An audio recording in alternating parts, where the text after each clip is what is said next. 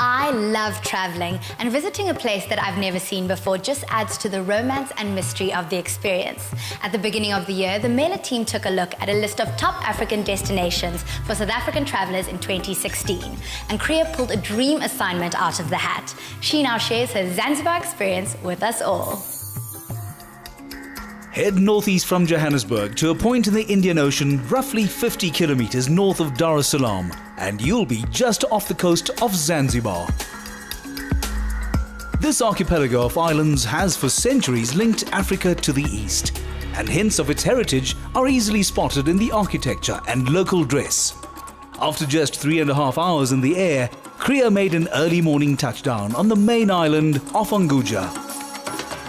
Zanzibar is looking beautiful. I cannot wait to start exploring. The capital is Zanzibar City, which actually consists of a relatively new section called Ngambo that surrounds its much older counterpart known as Stone Town. Thank you. Bye.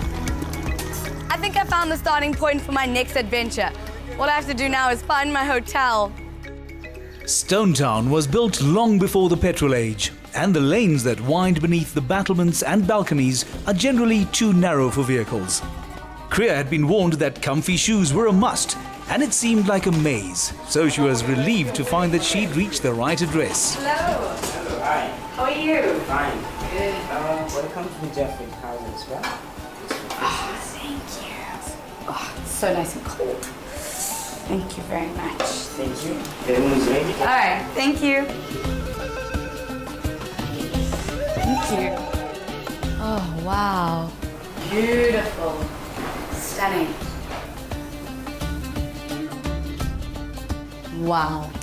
I could definitely get used to this. Yay! A refreshing shower was Kriya's first priority. Zanzibar lies only 6 degrees south of the equator, and Stone Town is just a few meters above sea level, so temperatures during the day are around 30 degrees with steamy humidity.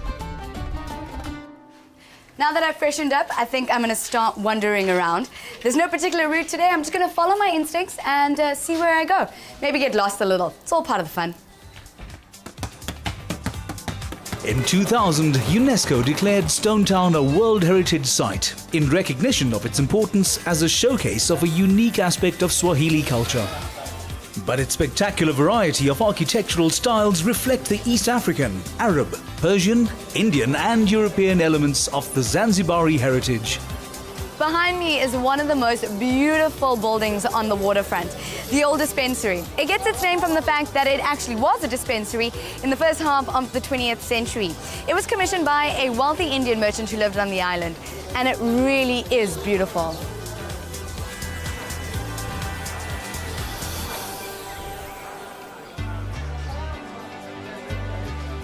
Kriya was fascinated by the stylistic details reminiscent of Goa or Old Mumbai, but Stone Town also links to the contemporary era. Queen chart toppers way before my time, but even I've heard of Freddie Mercury.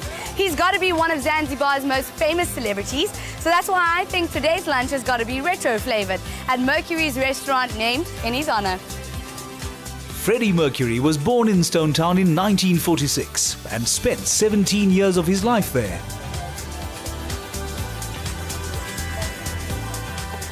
This has got to be the perfect place in Zanzibar. I mean, look at this view. Turquoise blue water, freshly squeezed juices, and it's the perfect place to wait for my guide. Having finished lunch, Kriya strolled down to the beach to meet her guide. Hello. Hello, how are you today? Good, thank you. Thank you so much for taking me around Stone Town. Okay, Karibu Tena, which means welcome again. That is very, very cool. What other Swahili phrases can you teach me? What's hello? Jambo. Oh, jambo. Yeah. Okay, cool. And how do we say, let's get to Stone Town? Twende mji mkongwe. Or There we Twende Stone go. Town. Yeah, there we go now. Stone Town is famous for its majestic doors, and Suleiman promised to tell Kriya the story behind them.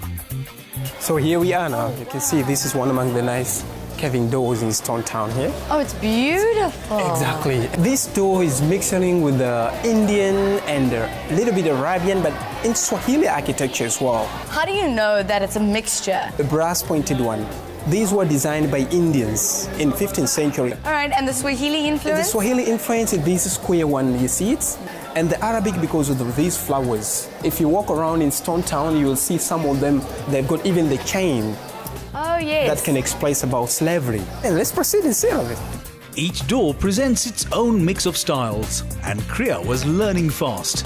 I'm going to guess from what we were chatting about earlier that this absolutely stunning door is of Indian origin.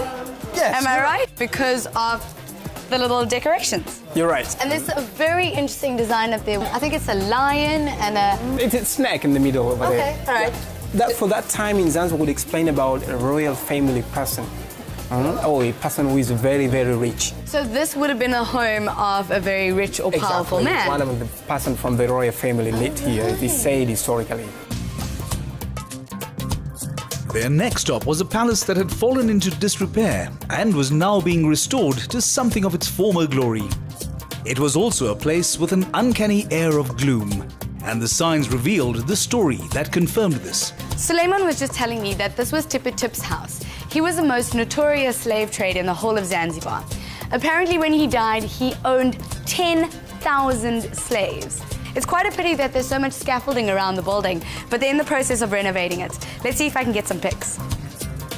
Tipper Tip used the proceeds of his slaving to build up an extensive portfolio of clove plantations, and his home was an expression of his wealth, taste and willingness to exploit the people and the resources of the Great Lakes region in Africa.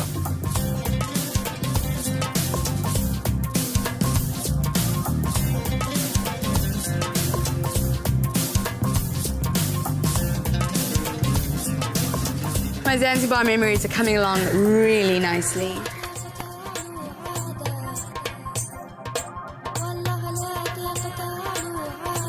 Suleiman knew the shortest route through the warren-like alleys to the largest and tallest building in Stone Town. So we're at the House of Wonders, and this is one of the biggest doors in East Africa. You're right. Okay. And this was commissioned by the third Sultan of Zanzibar? Yes, he's the one who ruled from 1870 to 1888 this island of Zanzibar. So he built this building around 1883 for the ceremonial purpose inside. So for wedding ceremonies? Exactly, get married or anniversaries, all ceremonial will be done here. Yeah, well, thank you so much for showing me around Stone Town and giving me a little bit more information about the doors of Zanzibar. Asante sana. Asante sana. And how do you say goodbye in Swahili? In Swahili we say kwaheri. Kwaheri. For me I can say kwaheri ya kuonana. I think I'm just going to go with kwaheri. You're most welcome, that's good. By now, Kriya was beginning to know Stone Town a little better and browsed the stalls on the way to her next point of interest.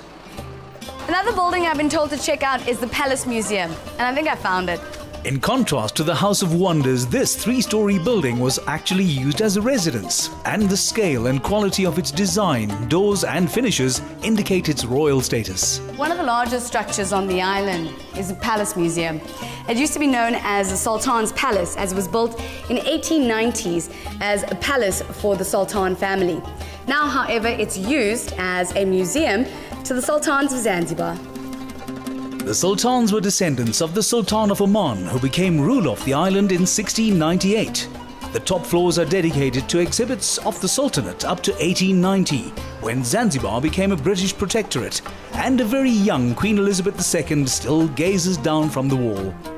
The era of the Sultans came to an end with the revolution in 1964, and Zanzibar is now a semi-autonomous part of Tanzania.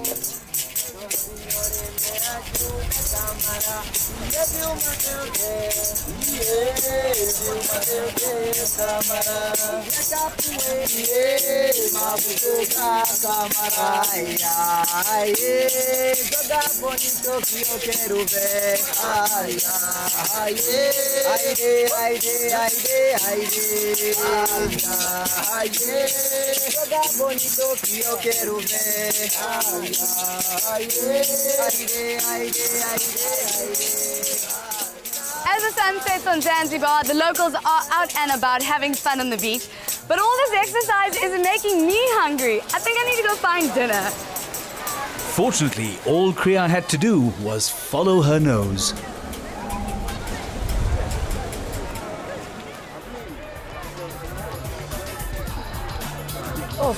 food looks amazing. After taking a look around, the Zanzibarian pizza definitely looks like the thing that I'm going to eat. And let's be serious, everybody loves a little pizza.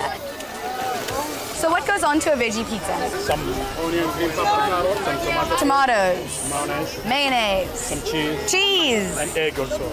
I'm quite interested to see how the egg's going to cook because I'm not a fan of a runny egg. So let's see how this goes. Ready? Yay!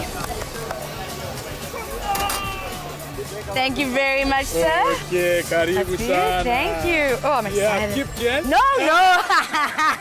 Nice try. Okay. Oh, let's give it a go. Thank you, sir. Don't forget banana chocolate for the chocolate. Later for dessert. Yeah. Okay, all right. Okay, enjoy. Let's give it a try, guys. It's very hot.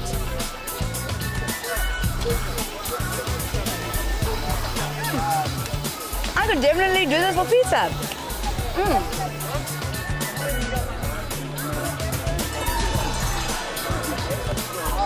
It's been an exciting first day in Zanzibar, and it's been really nice to get to know Stone Town a little bit better, as well as the culture of the locals. Tomorrow is another fun-filled day in Stone Town, but for now, my tummy is full and my feet are sore. I'm gonna hit the sack.